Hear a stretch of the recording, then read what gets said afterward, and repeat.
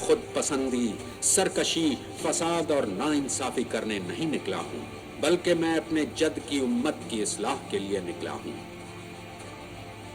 مولا حسین کے پاس تو کوئی لشکر ہی نہیں، مولا حسین کے ہمراہ ہو جانا یعنی موت کے گھر میں قدم رکھنا۔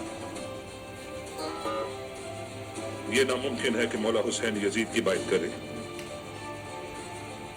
اے مسلمان، میں حسین ہوں، میرے جد رسول اللہ، میری ماں رسول اللہ کی بیٹی ہے۔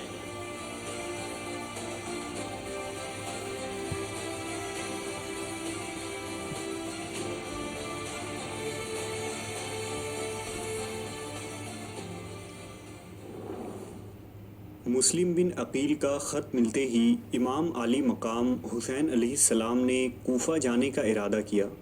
سفر سے پہلے امام حسین علیہ السلام نے اہل مکہ سے فرمایا، میں خود خواہی یا سیر و تفریح کے لیے مدینہ سے نہیں نکلا ہوں، اور نہ ہی میرے سفر کا مقصد فساد اور ظلم ہے، بلکہ میں اپنے نانا محمد صلی اللہ علیہ وسلم کی امت کی اصلاح کے لیے نکلا ہوں۔ میں لوگوں کو برائی سے روکنے اور نیکی کا حکم دینے کا ارادہ رکھتا ہوں۔ میں اپنے جد اور والد علی کی سیرت پر چلوں گا۔ جس وقت امام حسین کوفہ کے لیے روانہ ہونے لگے تو محمد بن حنفیہ، ابن عمر اور ابن عباس جیسے صحابہ اکرام نے آپ کو کوفہ جانے سے روکا۔ لہٰذا امام نے فرمایا، میں یہ جانتا ہوں کہ یقیناً میں قتل کر دیا جاؤں گا، اور خدا کی قسم میں اس روز کو بھی جانتا ہوں جس روز میرا قتل ہوگا، اور اپنے قاتل اور دفن ہونے کی جگہ کو بھی جانتا ہوں۔ خداوند عالم مجھے دشمنوں کے ظلم و ستم سے مقابلہ کرتے ہوئے مقتول اور شہید دیکھنا چاہتا ہے، اور جو کوئی میرے اس قافلے میں شامل ہوگا وہ کامیاب ہو جائے گا۔ ذوالحجہ 60 ہجری میں امام مظلوم حسین علیہ السلام نے احرام حج توڑ کر عمرہ انجام دیا اور مکہ سے روانگی کی تیاریاں مکمل کیں۔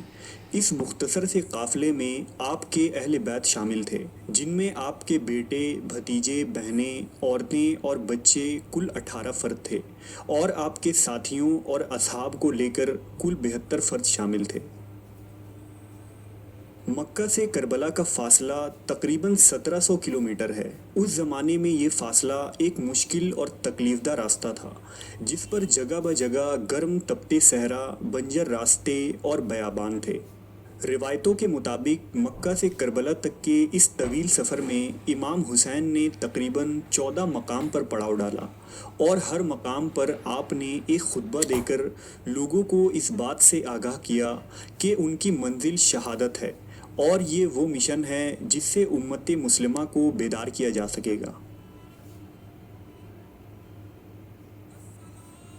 اس طویل سفر میں صفا نامی ایک مقام آیا جہاں اس قافلے نے ایک دن قیام کیا۔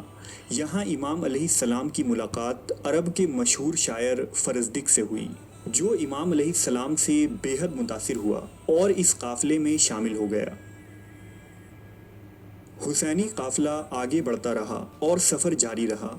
طویل صحرا پار کرنے کے بعد اجفر نامی ایک مقام آیا جہاں امام علیہ السلام نے پڑاؤ ڈالا۔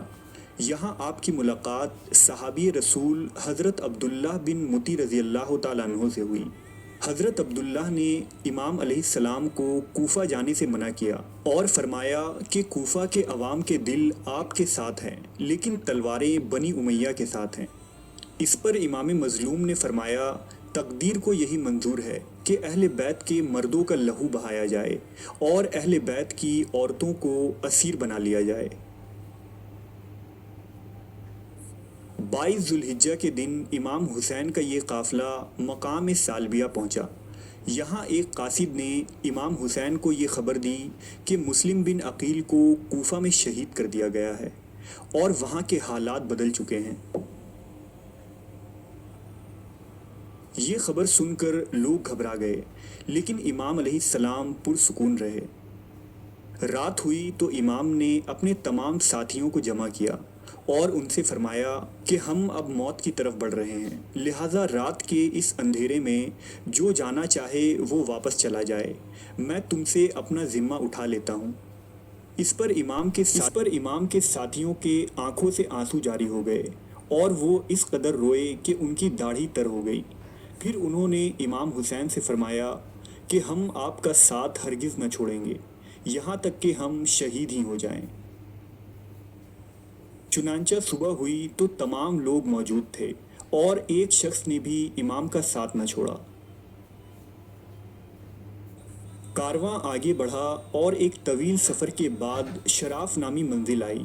یہاں ایک تالاب موجود تھا، لہذا قافلہ والوں کو امام حسین نے یہ حکم دیا کہ پانی بھر لو اور مشقیں پر کر لو۔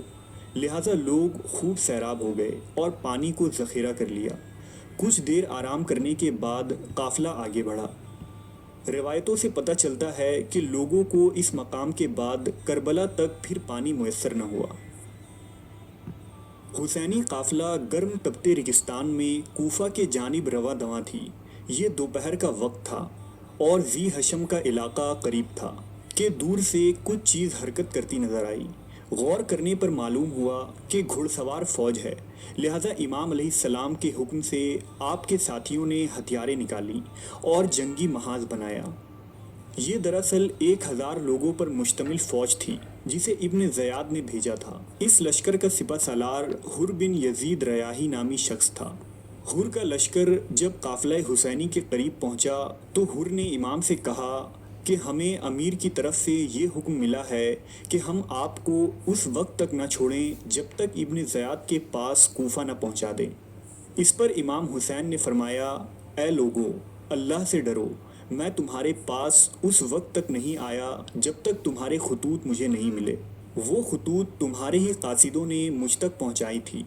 حر نے جواب دیا کہ ہمیں ان خطوط کے بارے میں کچھ خبر نہیں ہے۔ لہٰذا امام کے حکم سے آپ کے ایک ساتھی نے خطوط سے بھرے ہوئے 2 تھیلے لائے اور ان کے سامنے انڈیل دیے۔ حر نے کہا، خدا کی قسم، میں ان خطوط لکھنے والوں میں سے نہیں ہوں، لیکن مجھے حکم ہوا ہے کہ میں آپ کے ساتھ رہوں یہاں تک کہ آپ کو کوفہ پہنچا دوں۔ اس کے بعد امام نے اپنے ساتھیوں کو حکم دیا کہ سوار ہو جائیں اور قافلہ آگے بڑھا۔ حسینی قافلہ قادسیہ کے راستے سے بائیں جانب چل رہا تھا اور حر کا لشکر آپ کے ساتھ ساتھ چلتا جا رہا تھا۔ کچھ دور پہنچ کر امام علیہ السلام نے ایک خطبہ ارشاد فرمایا، اے لوگو، میرے نانا رسول اللہ صلی اللہ علیہ وسلم نے ارشاد فرمایا ہے کہ جو شخص کسی ایسے بادشاہ کو دیکھے جو اللہ کے حرام کو حلال سمجھے اور سنت کی مخالفت کرے اور لوگوں کے ساتھ ظلم کا معاملہ کرے، تو جو شخص بھی اس کی مخالفت نہ کرے گا اس کا ٹھکانہ اسی ظالم بادشاہ کے ساتھ دوزخ ہوگا۔ یزید نے شیطان کی پیروی کو اختیار کر رکھا ہے اور رحمان کی اطاعت کو چھوڑ دیا ہے اور زمین میں فساد پھیلا رہا ہے۔